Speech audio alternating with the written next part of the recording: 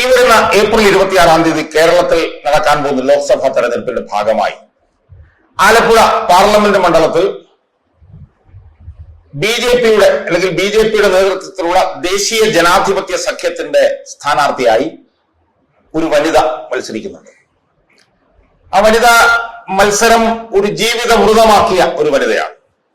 മത്സരം ജീവിതവൃതമാക്കിയ വനിത എന്ന് മാത്രമല്ല, തോൽവിയും ഒരു സ്വഭാവമാക്കിയ, തോൽവിയും ഒരു ശീലമാക്കിയ സ്ഥാനാർത്ഥിയാണ് ശോഭാ സുരേന്ദ്രൻ എന്നാണ് എനിക്ക് ആദ്യമായി സൂചിപ്പിക്കുന്നത്. എന്റെ ഓർമ്മ അവർ കുറെ തവണ മത്സരിച്ചിട്ടുണ്ടെന്ന് പറഞ്ഞാൽ എനിക്ക് ഓർമ്മയില്ല. എനിക്ക് ഓർമ്മയുള്ളത് അവർ പാലക്കാട് നിന്ന് മത്സരിച്ചിട്ടുണ്ട്, അവിടെ നിന്ന് തോറ്റിട്ടുണ്ട്. അതുപോലെ തന്നെ അവർ ആറ്റിങ്ങലിൽ നിന്ന് മത്സരിച്ചിട്ടുണ്ട്, അവിടെ നിന്ന് തോറ്റിട്ടുണ്ട്. അവർ 2021 തെരഞ്ഞെടുപ്പിൽ എന്റെ മണ്ഡലമായിട്ടുള്ള കഴക്കൂട്ടം നിയമസഭാ മണ്ഡലത്തിൽ നിന്ന് മത്സരിച്ചിട്ടുണ്ട്, അവിടെ നിന്ന് തോറ്റിട്ടുണ്ട്. ഇപ്പോഴായി ഇവർ ആലപ്പുഴ മണ്ഡലത്തിൽ നിന്നും മത്സരിക്കുന്നുണ്ട്. ഏറ്റവും പ്രധാനപ്പെട്ട ഒരു പ്രത്യേകത എന്ന് പറയുന്നത്, അവരെവിടെ നിന്നാലും അവരെ ജനങ്ങളല്ല തോൽപ്പിക്കുന്നത്, എതിരാളികളല്ല തോൽപ്പിക്കുന്നത്, മറിച്ച് അവരുടെ പാർട്ടിക്കാർ തന്നെയാണ് എന്നുള്ളതാണ് അവരെ സംബന്ധിച്ചിടത്തോളം ഉള്ള പ്രത്യേകത. അവരെവിടെ നിന്നാലും അവരുടെ പാർട്ടിക്കാർ അവരെ തോൽപ്പിച്ചിരിക്കും. അതാണ് അതിന്റെ പ്രത്യേകത. ഏതാണ്ട് ഇവിടെയും അങ്ങനെ തന്നെയാണ് എന്നാണ് ഇതുവരെയുള്ള വിവരങ്ങളിൽ നിന്ന് നമുക്ക് മനസ്സിലാക്കാൻ കഴിയുന്നത്. ബി ജെ പിയുടെ സംഘടനാ സംവിധാനം അവർക്ക് വേണ്ടി പ്രവർത്തിക്കുന്നതേ ഇല്ല എന്നും, ബി ജെ പിയുടെ ജില്ലാ പ്രസിഡന്റ് പോലും മാവേലിക്കരയിലാണ് പോയി പ്രവർത്തിച്ചിരുന്നതെന്നും, പാർട്ടി നേതൃത്വത്തിന്റെ ശക്തമായിട്ടുള്ള നിർദ്ദേശത്തെ തുടർന്നാണ് അയാൾ ആലപ്പുഴയിൽ വന്നതെന്നും ഒക്കെ നമ്മൾ കേൾക്കുന്നു. എന്താണ് അവരെ എല്ലായിടത്തും ബി ജെ പിക്കാരെ തോൽപ്പിക്കാൻ കാരണം? ബി ജെ പിയുടെ ഔദ്യോഗിക നേതൃത്വത്തിനെതിരെ ശക്തമായി നിലപാടെടുത്ത് നിൽക്കുന്ന ഒരു വനിതയാണ് അവർ എന്നുള്ളത് കൊണ്ട് ബി ജെ പിയുടെ ഔദ്യോഗിക നേതൃത്വത്തിന് അവരോട് ചതുർത്ഥിയാണ്. അതുകൊണ്ട് തന്നെ എവിടെ നിന്നാലും അവർ തോൽക്കുമെന്ന് എതിരാളികൾ ഉറപ്പുവരുത്തേണ്ട, മറിച്ച് അവരുടെ പാർട്ടിക്കാർ തന്നെ ഉറപ്പുവരുത്തിക്കൊള്ളും. കഴിഞ്ഞ തവണ വലിയ ഈ പറഞ്ഞതുപോലെ അർമാദത്തോടുകൂടിയും ഉല്ലാസത്തോടു കൂടിയുമാണ് അവര് കഴക്കൂട്ടത്തൊന്നും മത്സരിച്ചത്. വലിയ തോതിൽ അവർ വോട്ട് പിടിക്കും, അവരവിടെ ജയിക്കും എന്നൊക്കെ പറഞ്ഞിട്ട് വലിയ പ്രചരണങ്ങൾ ഉണ്ടായി. അവസാനം എന്ത് സംഭവിച്ചു? 23,000 വോട്ടിനാണ് അവിടെ കടകംപള്ളി സുരേന്ദ്രൻ ജയിച്ചത്. പക്ഷേ യു ഡി എഫിന്റെ സ്ഥാനാർത്ഥി ദുർബലനായിരുന്നതുകൊണ്ട് അയാൾ 3ാം സ്ഥാനത്തേക്ക് പോയി, ഇവർ 2ാം സ്ഥാനത്തേക്ക് വന്നു. അത്രയേ ഉള്ളൂ. അവർ ആറ്റിങ്ങൽ മത്സരിച്ചപ്പോൾ 2.5 ലക്ഷം വോട്ട് കിട്ടി, ശരിയാണ്.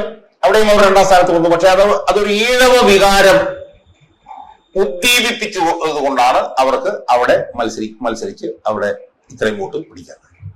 ഇത്തവണയും ബി ജെ പിയുടെ കേന്ദ്ര നേതൃത്വത്തിന്റെ ഒരു അറിവോടുകൂടിയാണ്, അല്ലെങ്കിൽ അവരുടെ ഒരു പിന്തുണയോടുകൂടിയാണ് ശോഭാ സുരേന്ദ്രൻ ഇവിടെ മത്സരിക്കുന്നത്. ഈ മണ്ഡലം ഒരു എ ക്ലാസ് മണ്ഡലമാക്കി മാറ്റിയിട്ടുണ്ട് എന്ന് പറയുമ്പോൾ നല്ല തുക, ഏതാണ്ട് 5 കോടി രൂപ ഒക്കെ ഇവിടെ വരും എന്നാണ് പറയപ്പെടുന്നത്. പക്ഷെ ഇവിടെയും ബി ജെ പിയുടെ ഔദ്യോഗിക നേതൃത്വം അവരെ തോൽപ്പിക്കാൻ വേണ്ടിയിട്ടുള്ള പണികൾ വളരെ സജീവമായി ചെയ്തുകൊണ്ടിരിക്കുന്നു എന്നാണ് എനിക്ക് എന്റെ നിരീക്ഷണത്തിൽ നിന്ന് എനിക്ക് മനസ്സിലാക്കാൻ കഴിയും. ഇത് മനസ്സിലാക്കിയിട്ടാണ് എന്ന് എനിക്ക് തോന്നുന്നു ശോഭാ സുരേന്ദ്രൻ ഇംഗ്ലീഷിൽ പറഞ്ഞാൽ ചില ഗിമ്മിക്കുകളൊക്കെ കാണിച്ച്, ചില മെലോഡ്രാമകളൊക്കെ കാണിച്ച്, ചില നാടകങ്ങളൊക്കെ കാണിച്ച് ഇവിടെ എങ്ങനെയെങ്കിലും ജയിച്ചു കയറാൻ കഴിയുമോ എന്നുള്ള പ്രതീക്ഷയിൽ ചില പണികളൊക്കെ ഇവിടെ നടത്തും. ഇപ്പൊ 2 പരിപാടികൾ അവരിവിടെ ചെയ്തു. അത് രണ്ടും ഞാനൊന്ന് പറയാം നിങ്ങളോട്. ആദ്യമായി അവര് എന്ത് ചെയ്തു? അവര് പറഞ്ഞു കെ സി വേണുഗോപാൽ എത്രയോ 1000 കോടി രൂപയുടെ അഴിമതി നടത്തിയിട്ടുണ്ട് എന്ന് പറഞ്ഞൊരു പത്രസമ്മേളനം അവര് കുറച്ചു നാൾ മുമ്പ് നടത്തി. അപ്പൊ അത് നടത്തിയപ്പോഴത്തെ ആളുകൾ ചോദിച്ച ചോദ്യമാണ്, കെ സി വേണുഗോപാൽ കോൺഗ്രസിന്റെ ദേശീയ നേതാവാണ്. സ്വാഭാവികമായും കെ സി വേണുഗോപാൽ 1000 കോടി രൂപയുടെ അഴിമതി നടത്തിയിട്ടുണ്ടായിരുന്നെങ്കിൽ നരേന്ദ്രമോദി എന്നേ കെ സി വേണുഗോപാലിനെ കുറിച്ച് ജയിലിലിരുന്നു. കെ സി വേണുഗോപാൽ ഈ കളങ്കിതനല്ലാത്ത ആളാണെന്നുള്ള അഭിപ്രായമൊന്നും എനിക്കില്ല. കെ സി വേണുഗോപാലിനെ കുറിച്ച് നല്ല അഭിപ്രായം എനിക്കില്ല. പക്ഷേ കെ സി വേണുഗോപാൽ 1000 കോടി രൂപയുടെ അഴിമതി കാണിച്ചിരുന്നെങ്കിൽ എന്നെ നരേന്ദ്രമോദി പിടിച്ചുള്ള ജയിലിനകത്താക്കുമായിരുന്നു. എന്നാൽ കെ സി വേണുഗോപാലിനെ കുറിച്ചുള്ള ആരോപണം ഇതുവരെ ഇത്തരത്തിലുള്ള ഒരു ആരോപണം കേന്ദ്ര ഗവൺമെന്റ് പോലും ഉന്നയിച്ചിട്ടില്ല. എന്ന് മാത്രമല്ല, താനിവിടെ സ്ഥാനാർത്ഥിയാകുമെന്ന് ഏതാണ്ട് ഉറപ്പായി കഴിഞ്ഞപ്പോഴാണ് ഈ ശോഭാ സുരേന്ദ്രൻ വന്നിട്ട് ഈ കെ സി വേണുഗോപാലിനെതിരെ ഒരു ആരോപണം ഉന്നയിക്കുന്നത്. പിന്നെ അതിനെക്കുറിച്ചൊന്നും കേട്ടില്ല. കെ സി വേണുഗോപാലിന്റെ മാനനഷ്ടത്തിൽ കേസ് കൊടുത്തൊന്നും കേട്ടു. എന്തായാലും അതും ഈ പറഞ്ഞതുപോലെ ഒരു പുറാട്ട് നാടകമായിരുന്നു എന്ന് ആളുകൾക്ക് ബോധ്യം വന്ന അവസരത്തിലാണ് ഈ വനിത കഴിഞ്ഞ കുറച്ച് ദിവസങ്ങൾക്ക് മുമ്പ് ചാനലുകളുടെ മുമ്പിൽ വന്നിട്ട് പൊട്ടിക്കരയുകയാണ്. അവർ പറയുന്നത് അവരിവിടെ ജയിക്കുമെന്ന് ബോധ്യമായതിനെ തുടർന്ന് ഏതോ ഒരു ചാനലുകാരൻ അല്ലെങ്കിൽ ചാനലിന്റെ മുതലാളി അവരോട് എന്തോ അവർക്കെതിരെ എന്തോ മോശമായി വാർത്ത കൊടുത്തു. അവരെ തോൽപ്പിക്കാൻ ശ്രമിക്കുന്നു എന്നൊക്കെ പറഞ്ഞുകൊണ്ട് ചാനലിന്റെ മുമ്പിൽ വന്ന് ഈ വനിത വീണ്ടും ഒരു കരച്ചിൽ നാടകം നടത്തി. അത് വലിയ വാർത്തയാവും, വൈറലാവും എന്നൊക്കെ വനിത പ്രതീക്ഷിച്ചു. പക്ഷെ അത് ആരും ശ്രദ്ധിച്ചില്ല. അവിടെയും ഈ വനിതയ്ക്ക് പറ്റിയ അപകടം എന്താ? തെരഞ്ഞെടുപ്പിന് ഇനി 10-16 ദിവസങ്ങളുണ്ട്. ആ തെരഞ്ഞെടുപ്പിൽ 10-16 ദിവസങ്ങൾക്ക് മുമ്പ് തന്നെ അവർ ജയിച്ചു അല്ലെങ്കിൽ അവർ ജയിക്കും എന്ന് ബോധ്യമായി എന്നൊക്കെ പറയുന്നതിനെ എങ്ങനെയാണ് സുഹൃത്തുക്കളെ നമുക്ക് വിശ്വസിക്കാൻ കഴിയും? അപ്പൊ തെരഞ്ഞെടുപ്പ് അടുക്കുമ്പോൾ അവർ ജയിക്കും എന്നൊക്കെ ഒരു നിലയിലുള്ള ഒരു പ്രചരണം വന്നു എന്ന് പറഞ്ഞാൽ നമുക്ക് മനസ്സിലാക്കാം. പക്ഷേ തെരഞ്ഞെടുപ്പിന് 16 ദിവസം മുമ്പ് താൻ ജയിക്കുമെന്ന് ബോധ്യമായതിനെ തുടർന്ന് മാധ്യമങ്ങൾ, ഏതൊരു ദൃശ്യമാധ്യമം അവർക്കെതിരെ ഗൂഢാലോചന നടത്തി എന്ന് പറഞ്ഞു കഴിഞ്ഞാൽ അവർക്ക് പോലും ഇത് വിശ്വസിക്കാൻ കഴിയും എന്ന് എനിക്ക് തോന്നുന്നു.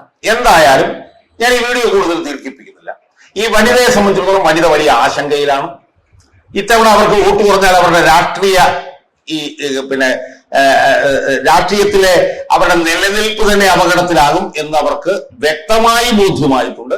അതിന്റെ അടിസ്ഥാനത്തിൽ അവർ ചില നാടകങ്ങൾ ജനങ്ങളുടെ മുമ്പിൽ കളിക്കുകയാണ്. പക്ഷെ ആ നാടകങ്ങളൊന്നും വിലപ്പോകുന്നില്ല എന്നുള്ളതാണ് ഏറ്റവും ഗതികെട്ട അവസ്ഥ. ഇത്തവണയും ഈ പറഞ്ഞ പോലെ തോൽക്കുക എന്നുള്ള അവരുടെ ശീലം അത് ഇത്തവണയും ആവർത്തിക്കപ്പെടാനാണ് സാധ്യത.